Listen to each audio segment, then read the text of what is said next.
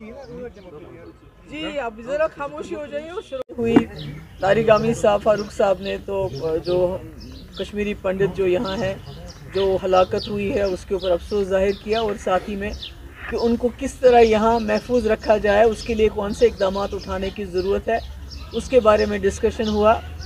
और फारूक साहब ने कश्मीर फाइल्स के बारे में भी ज़िक्र किया कि ये बहुत गलत है, इसको प्रमोट नहीं करना चाहिए, इससे नफ़रतें बढ़ती हैं।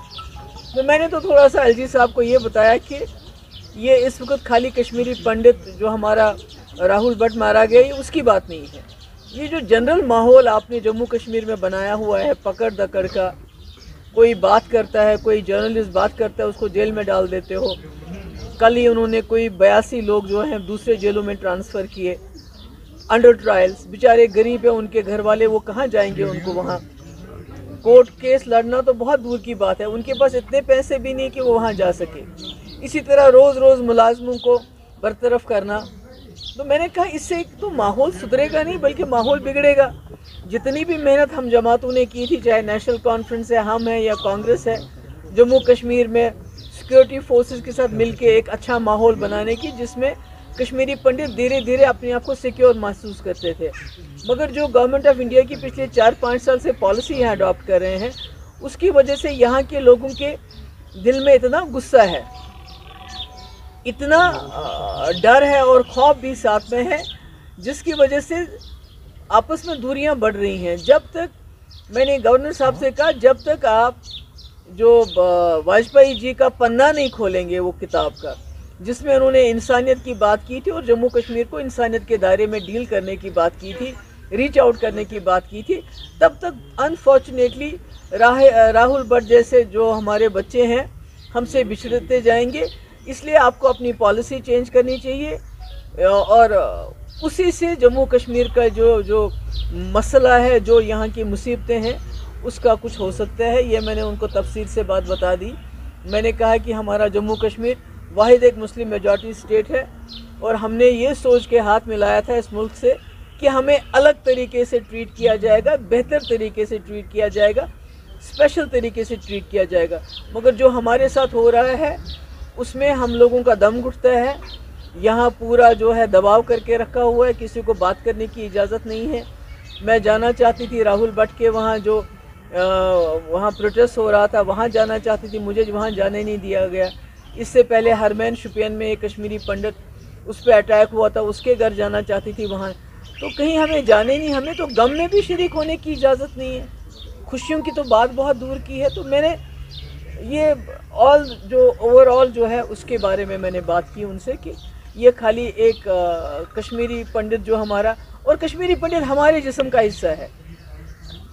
देखिए जो लखनपुर से वहाँ है उनको दर्द होने में टाइम लगेगा, मगर हम जानते हैं कि कश्मीरी पंडित हमारे लिए क्या माने रखते हैं। मैं जानती हूँ और मैंने सुना ये राहुल भट्ट कितना अच्छा लड़का था, कितना अच्छा ये सबके साथ इसका व्यवहार कितना अच्छा था, मगर चढ़ गए ये बीजेपी के, ये जो नफ़रत वो फैलाते हैं, ये जो उन्होंने पॉलिसी अडॉप्ट की है पिछले 3-4 साल से, उसकी भेंट चढ़ गया ये।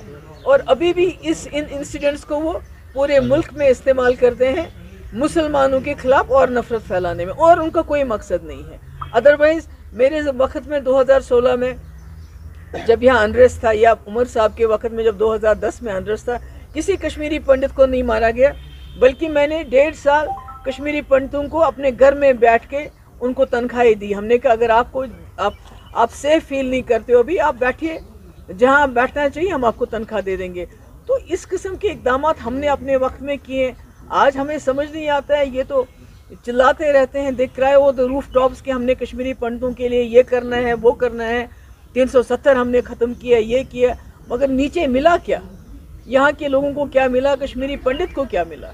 बल्कि उसकी जान तो जोखिम में पड़ गई तब से आज तक। मैडम दूसरी बात, देखिए ये जो बार बार टूरिज़्म की बात करते हैं कि टूरिज़्म है तो इसलिए नॉर्मल सी है, या जैसा अभी वो संजय तिक्कू जी ने बहुत अच्छी बात कही कि ये बाहर से एम्बेसडर्स को लेके आते हैं, उनको डल की सैर कराते हैं, उनको बोलते हैं सब कुछ ठीक ठाक है। सब कुछ ठीक ठाक नहीं। जैसे मैंने पहले भी कहा, जो हम लोगों ने मेहनत की थी, चाहे वो एनसी है, कांग्रेस है, पीडीपी है, यहाँ सिक्योरिटी फोर्सेस के साथ मिलकर एक माहौल बनाया था कि आप कश्मीरी पंडित को मारा नहीं जाता था। आपने देखा 2010 में पीक अनरेस्ट, आपने 2016 में देखा पीक अनरेस्ट, मगर कोई खुदा ना खास्ता किलिंग नहीं हुई।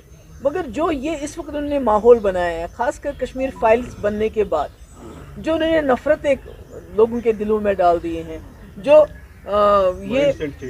जो बिल्कुल एक नैरेटिव के साथ ये माइंडसेट चेंज कर रहा है। और अनफॉर्चुनेटली जो मीडिया है, जैसे कल मुजफ्फर शाह साहब ने वहाँ बताया गवर्नर साहब को, कहा ये जो मीडिया शाम को 4 घंटे हिंदू मुस्लिम डिबेट करता है, उससे और नफ़रतें बढ़ रही हैं और उसका असर हमारे जम्मू कश्मीर पे डायरेक्ट पड़ता है। जब आप मुसलमानों को निशाना बनाते हैं, उनके घर तोड़ देते हैं, हमारे मस्जिदों को जो है दिन ब दिन बाबरी मस्जिद बना के शहीद करके वहाँ कुछ और बनाना चाहते हो, तो उससे कश्मीर में डायरेक्ट इम्पैक्ट पड़ता है और यहाँ लोगों में और दूरियां बढ़ती हैं। तो फारूक साहब ने अभी इसी बात को थोड़ा सा दोहराया था कि अब ये कश्मीर की बात नहीं है। कोविड जब हुआ तो कहा मुसलमानों ने कोविड फैलाया। अब खुद ही बताइए इससे बदतर और क्या हो सकता है।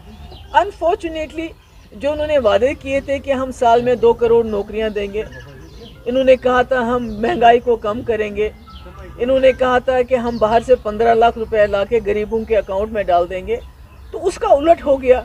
महंगाई तो आसमान को छू रही है, दाल चावल खाना भी गरीब के लिए मुश्किल हो गया, नौकरियों का तो नामो निशानी नहीं है, बल्कि हमारे यहाँ तो नौकरियों से लोगों को निकालते हैं।